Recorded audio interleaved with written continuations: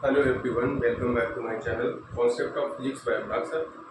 Today we want to explain electrostatic. वैद्युत स्थिति होता क्या है इसमें? वैद्युत स्थिति में सबसे फर्स्ट टॉपिक है इलेक्ट्रिक चार्ज। तो वैद्युत स्थिति है कि कोई भी चार्ज हमारा है वो स्टैटिक कंडीशन में रेस्ट में, मतलब उसकी velocity v equal to zero. अगर कोई भी पार्टिकल है उसकी velocity v equal to zero है तो वो इलेक्ट्रोस्टैटिक प्रॉब्लम की ट्रीट करेगा। तो यहाँ पे इलेक्ट्रोस्टैटिक मीन्स होता है वैद्युत स्थिति। वैद्युत स्थिति का मतलब है कि कोई भी चार्ज पार्टिकल है वो हमारी उसकी जो वेलोसिटी है वो जीरो। अब आपको इसमें पहला फर्स्ट टॉपिक अगर आपको स्टडी करना है तो वैद्युत आवेश होता क्या? Electric charge. इलेक्ट्रिक चार्ज क्या है कि अगर किसी भी रीजन में इलेक्ट्रिक चार्ज है तो वो इलेक्ट्रिकल और मैग्नेटिक इफेक्ट देगा। वहाँ पे इलेक्ट्रिकल इफेक्ट हो सकता है, अगर कोई भी बॉडी वहाँ पे जाएगी इट एक्सपीरियंसेस इलेक्ट्रिकल इफेक्ट और मैग्नेटिक इफेक्ट। दो तरह के इफेक्ट हो सकते हैं वहाँ पे, इलेक्ट्रिकल और मैग्नेटिक। तो it produce and experience electrical और magnetic effect.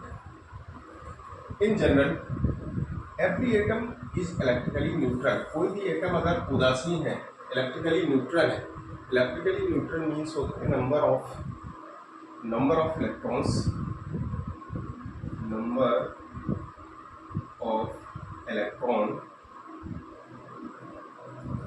Equal to number of proton. कोई भी एटम में नंबर ऑफ इलेक्ट्रॉन्स और number of protons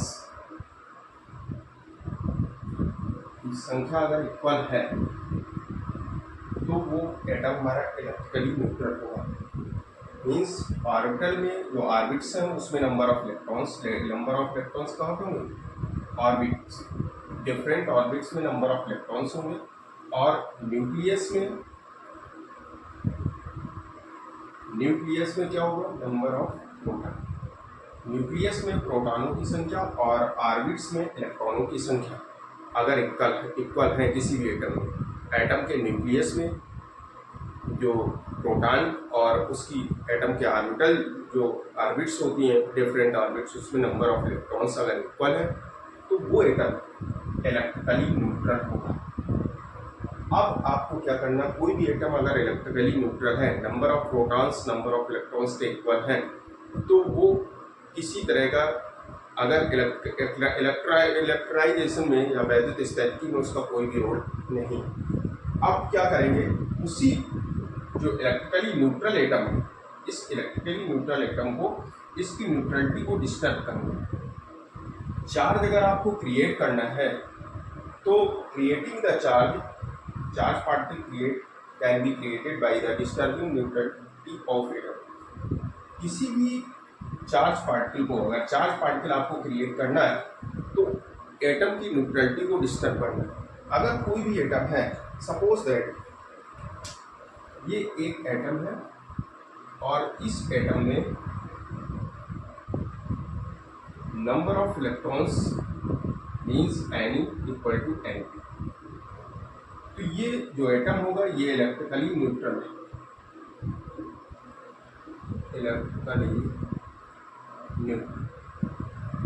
electrically neutral means होता है उदासीन।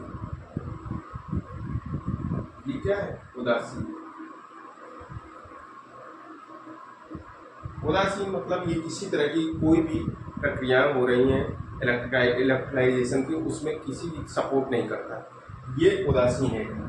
अब इसकी इलेक्ट्रिकली जो इलेक्ट्राइजेशन है उसकी ये जो न्यूट्रलिटी है, इस न्यूट्रलिटी को आपको क्या करना है?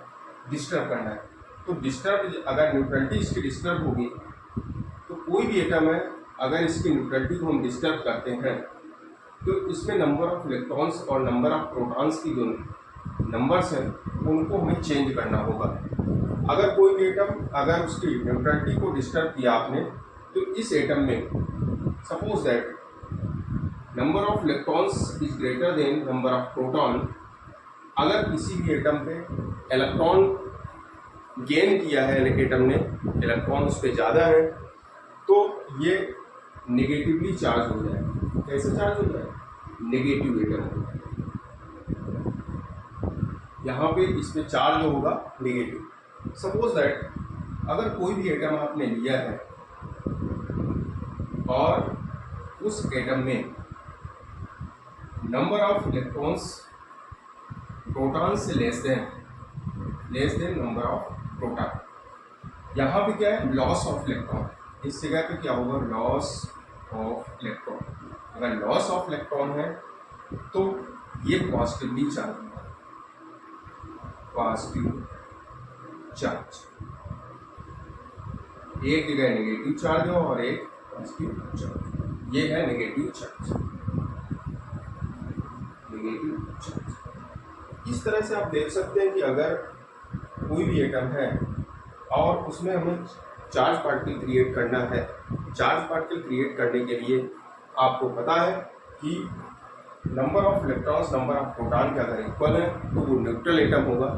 लेकिन अगर इस न्यूट्रलिटी को आप डिस्टर्ब कर दें, नंबर ऑफ इलेक्ट्रॉन को प्रोटॉन से ग्रेटर कर दें या नंबर ऑफ इलेक्ट्रॉन प्रोटॉन से लेस हो जाए, तो इन दोनों कंडीशन में क्या होगा, एटम हमारा चार्ज हो जाता है। तो कोई भी पार्टिकल को अगर आपको चार्ज करना है तो उसमें नंबर ऑफ इलेक्ट्रॉन्स और प्रोटॉन की संख्या को चेंज करना होगा।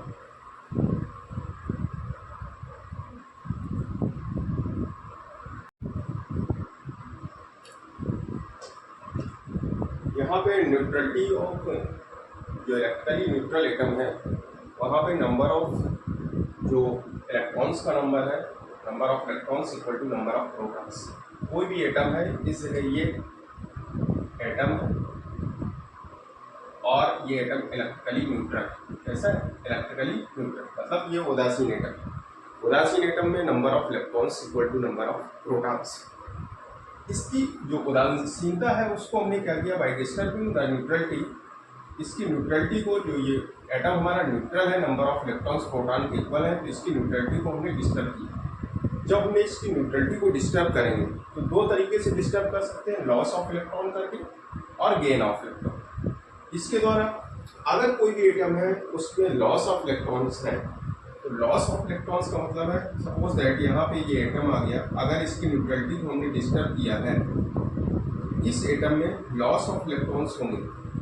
लॉस ऑफ इलेक्ट्रॉन्स मीन्स है इस एटम ने किसी को इलेक्ट्रॉन्स क्या किए, वहाँ से इलेक्ट्रॉन्स की आउटर ऑर्बिट के इलेक्ट्रॉन उसने किसी को दे दिए, कोई भी पास के एटम को उसको दे दिए, तो यहाँ पे लॉस ऑफ इलेक्ट्रॉन होगा। लॉस ऑफ इलेक्ट्रॉन का मतलब है Ne is less than Np।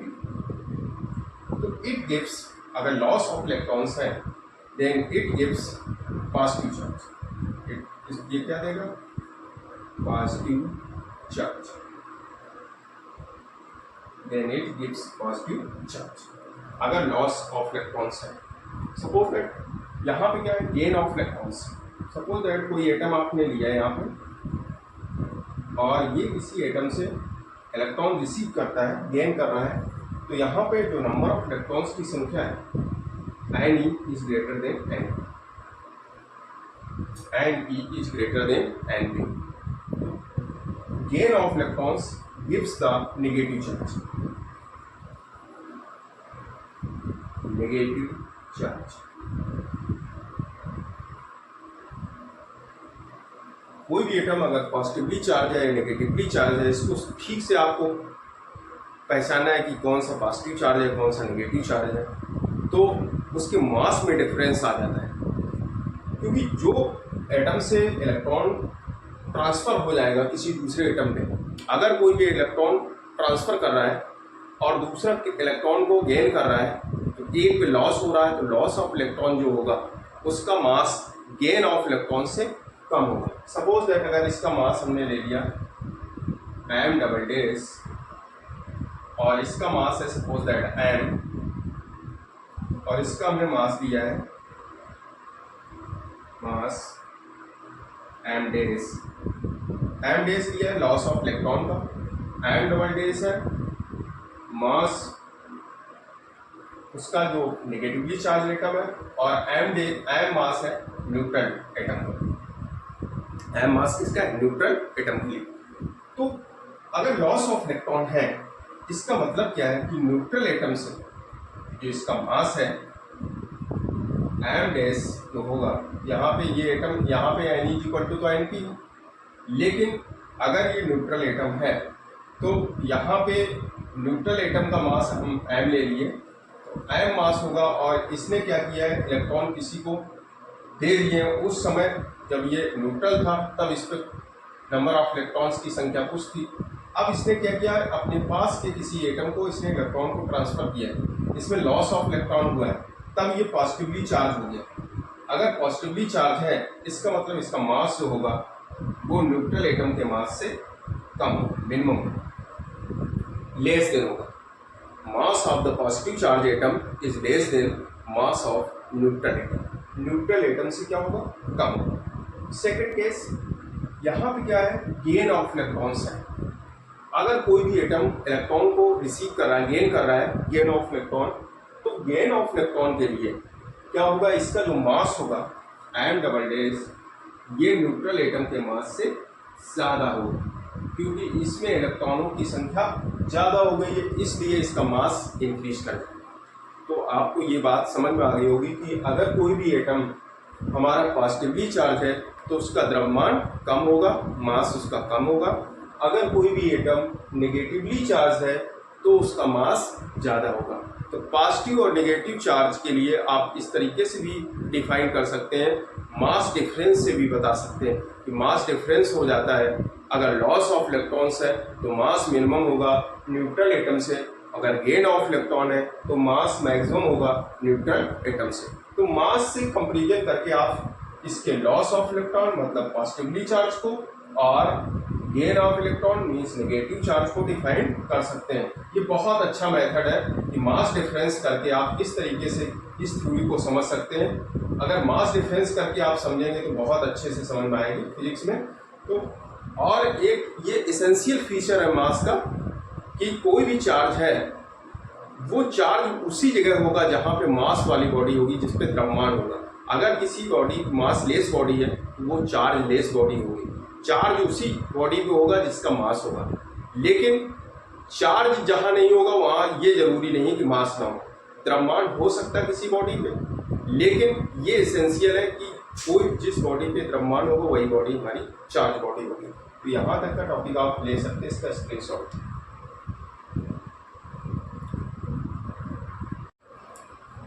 इसके बाद थर्ड पॉइंट, फोर्थ पॉइंट है इसका, charges with same electrical sign repel each other.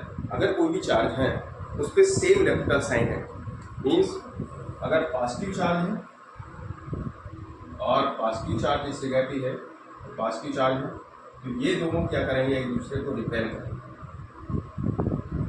Similarly negatively charge अगर एटम है और उसके पास नेगेटिवली चार्ज एटम लेके आएंगे तो ये एक दूसरे को रिपेल करेंगे। तो यहाँ पे होता है रिपल्सन, रिपल्सन।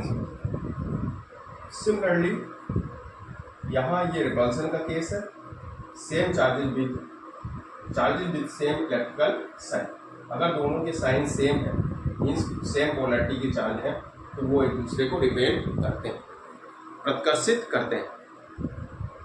सेकंड, इसी का सेकंड केस है charges with opposite electrical sign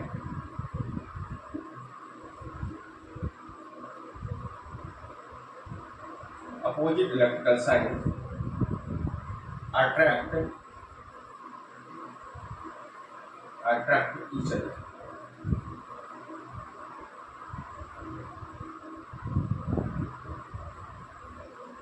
charge का अगर अपोजिट इलेक्ट्रिकल साइन है, अगर पॉजिटिव चार्ज आपने लिया उसके पास आप नेगेटिव चार्ज लेके आ रहे हैं, तो ये एक दूसरे को क्या करेंगे, अट्रैक्ट करेंगे। यहाँ पे क्या होगा, अट्रैक्शन होगा,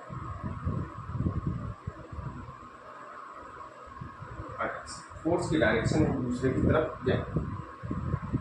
यहाँ अट्रैक्शन होगा और इस जगह पे क्या, रिपल्सन। ये दो केस होते हैं चार्जेज में कि उनमें अट्रैक्शन हो या रिपल्सन हो। पहले तो उसका न्यूट्रलाइजेशन को डिस्टर्ब करेंगे, तो डिस्टर्ब करने के बाद कोई भी चार्ज हमारा पॉजिटिव कब बनेगा, नेगेटिव कब बनेगा, मैंने अभी बताया आपको।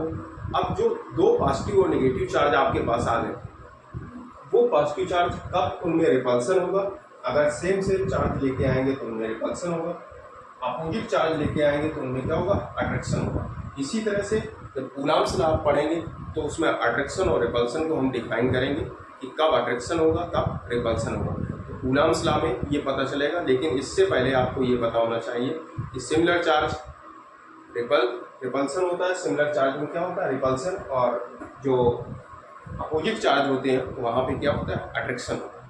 अब इसकी यूनिट क्या होगी, 5th नंबर में यूनिट ऑफ चार्ज।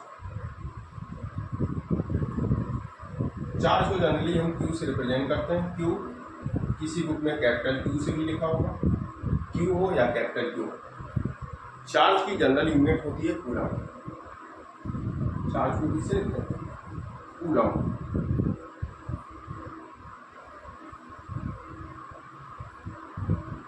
कूलम ये चार्ज की यूनिट है, कूलम से लिखते हैं।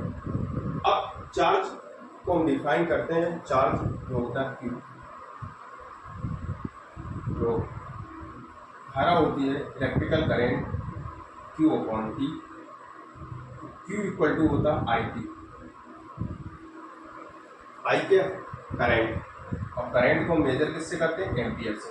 तो इसकी जो यूनिट हो जाती है कूलम को हम लिखते हैं एम्पियर सेकेंड। क्या लिखते हैं, एम्पियर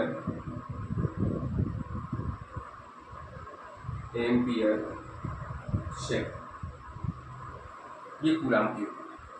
तो कूलम को वैसे तो जनरल कूलम चार्ज को हम कूलम लिखते हैं, लेकिन अगर हम इसकी यूनिट और डायमेंशन कैलकुलेट करें तो आपको इस फार्मूले की ज़रूरत पड़ेगी, I = Q/T की। यहाँ से आप यूनिट इसकी निकाल सकते हैं, Q = IT हो जाएगा। तो I को लिखते हैं एम्पियर और T को लिखते हैं, T क्या है, time. Flow of charge per unit time it is known as current. Flow of charge per unit time known as current. तो I = Q/T, Q = IT। तो यहाँ पे I हो जाएगा एम्पियर और T है सेकेंड। अब आप इसकी डायमेंशन कैलकुलेट कर सकते हैं। डायमेंशन हो जाएगी इसकी, A को लिखते हैं A कैपिटल हो जाएगी, और टाइम को कैपिटल T लिखते हैं डायमेंशन में, और ये डायमेंशन हो जाती है इसकी डायमेंशन कूलम, AT इसको लिखते हैं। इसकी यूनिट और डायमेंशन इस तरीके से कैलकुलेट सकते हैं, लेकिन चार्ज जहाँ पे होंगे वहाँ पे आप कूलम मिलेगा। जैसे charge Q equal to numerical में 5C लिखा हो, C C जहाँ पे हो उसका मतलब क्या होता है, जहाँ यूनिट C केवल लिख दिया जाए इसका मतलब है कूलम। न्यूमेरिकल में आपको C मिलेगा 5C 6C, इतना चार्ज है, charge discrete distribution of charge. तो वहाँ पे आपको ये मिलेगा 5C 6C, C का मतलब होता है कूलम। इस तरह से आप देख सकते हैं कि चार्ज को हम किस तरीके से कैलकुलेट करते हैं। पॉइंट नंबर 6, ट्रांसफरेबल स्थानांतरित। कोई भी चार्ज है वो ट्रांसफरेबल होता है, मतलब ट्रांसफर हो सकता है वन बॉडी टू अनदर। क्यों, क्योंकि पॉजिटिवली चार्ज अगर कोई बॉडी है उस पर पॉजिटिव चार्ज है, ये क्या करता है, इलेक्ट्रिक फील्ड लाइन्स जनरेट करता है। मतलब ये अपने से इलेक्ट्रॉन को क्या कर रहा है, दूसरे बॉडी पे भेज रहा है। तो यहाँ पे चार्ज क्या होता है, ट्रांसफर होता है, और जिस बॉडी की ये ट्रांसफर हो रहा है वो नेगेटिवली चार्ज हो जाती है, क्योंकि ये इलेक्ट्रिक फील्ड लाइन्स को जनरेट करती है। यही कारण होता है कि इलेक्ट्रिक फील्ड लाइन्स जनरेट होती है वन बॉडी टू अनदर। तो it can be transferred one body to another body. Charge हमारा स्थानांतरित हो सकता है, स्थानांतरण का गुण होता है, ट्रांसफरेबल प्रॉपर्टी होती है। क्या होती है, ट्रांसफरेबल, ट्रांसफर हो सकता है charge one body to another. Transfer charge के कारण से ही हम वैद्युत बल रेखाएं इलेक्ट्रिक फील्ड लाइन को स्टडी करते हैं। वो कारण क्या है, वो ट्रांसफर है one body to another body. Attraction से उसमें इलेक्ट्रिक फील्ड लाइन्स जनरेट होती है, मतलब उनके बीच में क्या है, इलेक्ट्रिक फील्ड आती है। उसका कारण क्या होता है, उसमें इलेक्ट्रॉन ट्रांसफर होते हैं। जब charge particle one body to another body transfer होगा तो वो वहाँ पे इलेक्ट्रिक फील्ड को जनरेट करता है। तो ट्रांसफरेबल प्रॉपर्टी के कारण ही हम इलेक्ट्रिक फील्ड को स्टडी कर पाते हैं। सेकंड इसका है association with mass. Association with mass means होता है आवेश सदैव द्रव्यमान बद्ध होता है, charge can not exist without mass. अभी आपको बताया हमने, जब हमने electrically neutral body, positively charge body और नेगेटिवली चार्ज बॉडी के बीच में डिफरेंस आपको बताया था, तो डिफरेंस में एक हमने कॉन्सेप्ट आपको दिया था, उसमें हमने बताया था mass is the important point. जो मास है वो इम्पॉर्टेंट रोल प्ले करता है to differentiate different body like neutral body, positively charge body and negatively charge body. तो इन सबको डिफ्रेंशिएट करने के लिए मास का रोल बहुत इंपॉर्टेंट होता है। तो मास जो होता है, कोई भी चार्ज बॉडी है, अगर वो उसमें मास है तभी वो बॉडी चार्ज बॉडी होगी। मतलब विदाउट मास हम चार्ज की कोई भी कल्पना नहीं कर सकते। मास है बॉडी में तो charge can not be exist without mass. और इसका जो रिवर्स होता है इट इज नॉट पॉसिबल। अगर इसके रिवर्स की बात करें तो मास विदाउट चार्ज पॉसिबल है, मास पॉसिबल है लेकिन charge can not be exist without mass. Charge exist नहीं कर सकता है विदाउट मास के। तो एसोसिएटेड विद मास, सदैव आवेश जो होता है वो सदैव द्रव्यमानबद्ध होता है। द्रव्यमान बॉडी है, कोई भी मास बॉडी मासलेस बॉडी है, वहाँ पे चार्ज नहीं होता। सेकेंड है संरक्षित, इट इज कंजर्व क्वांटिटी। जो चार्ज होता है वो एक कंजर्व क्वांटिटी है, it not can neither created not destroy.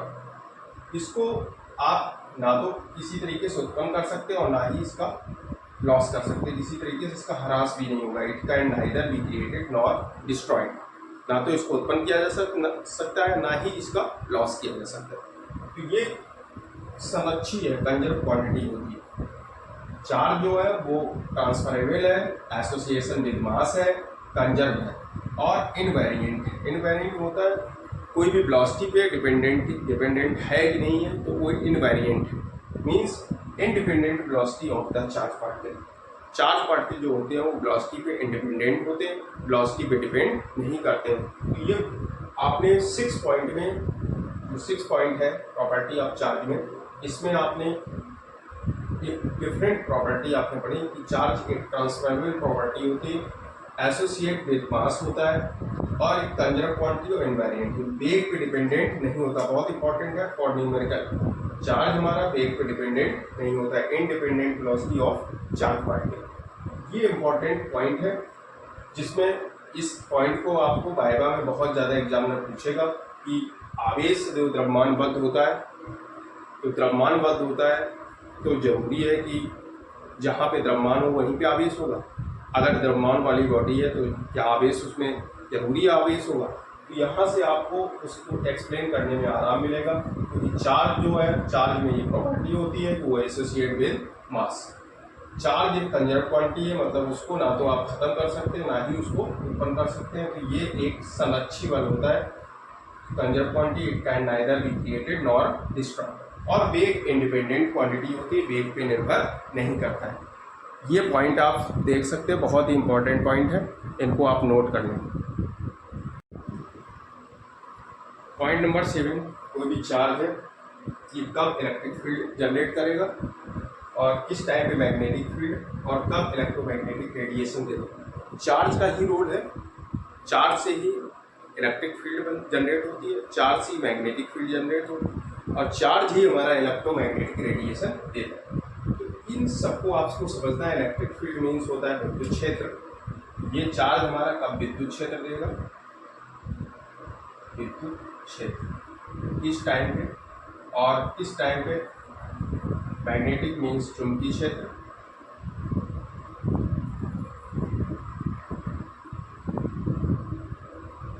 और कब विद्युत चुंबकीय वितरण होगा,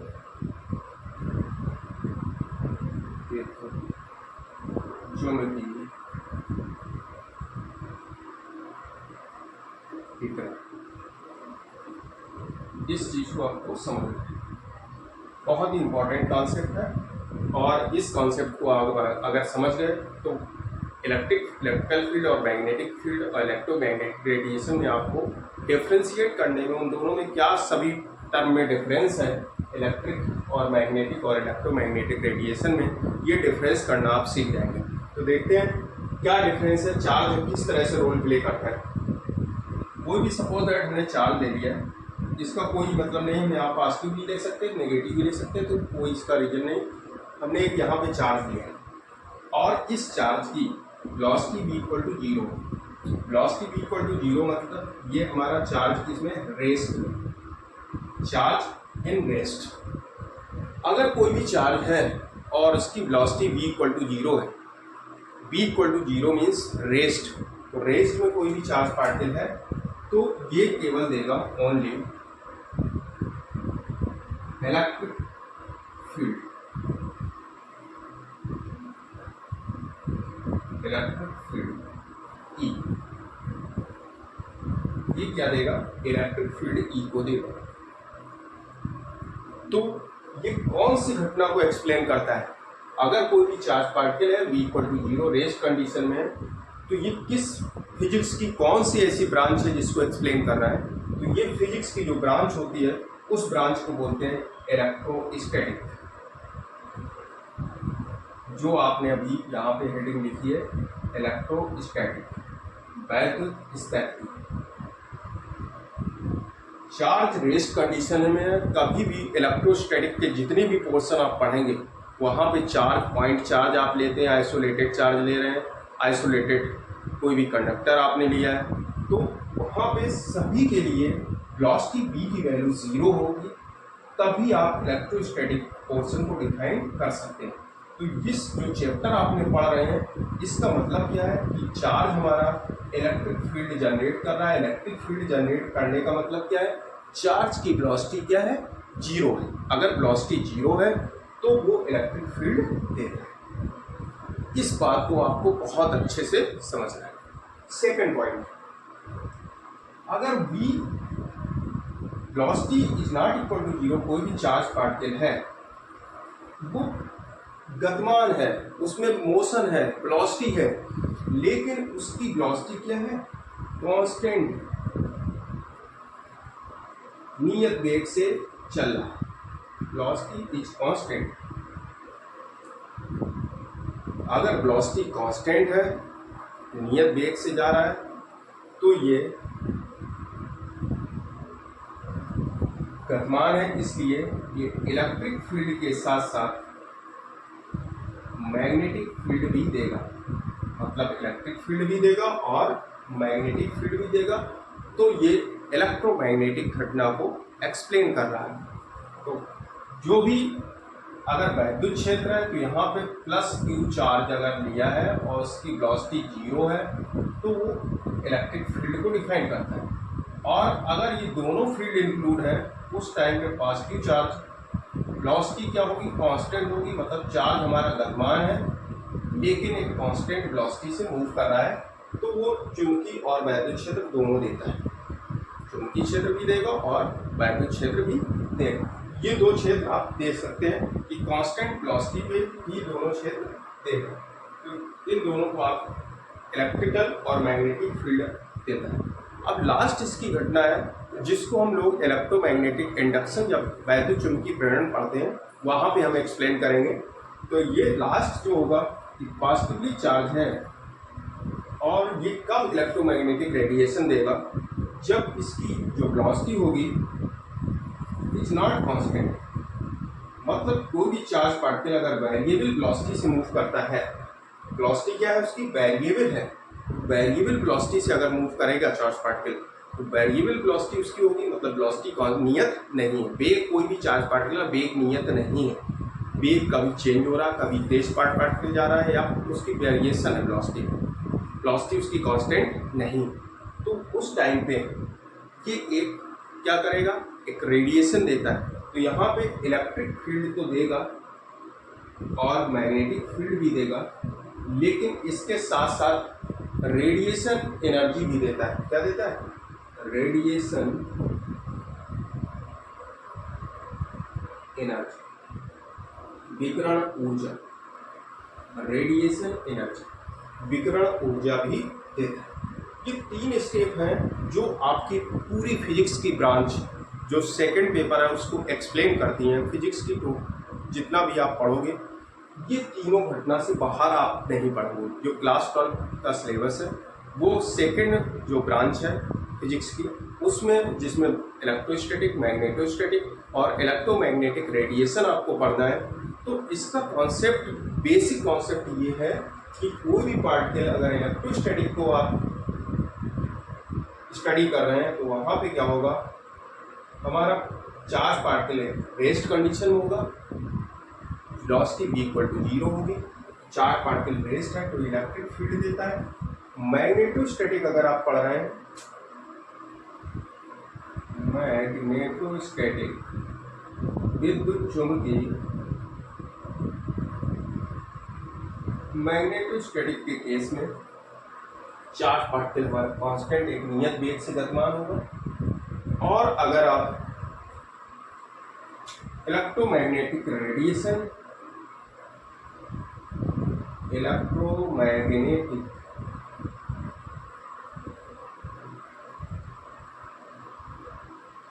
रेडिएशन को स्टडी करना है,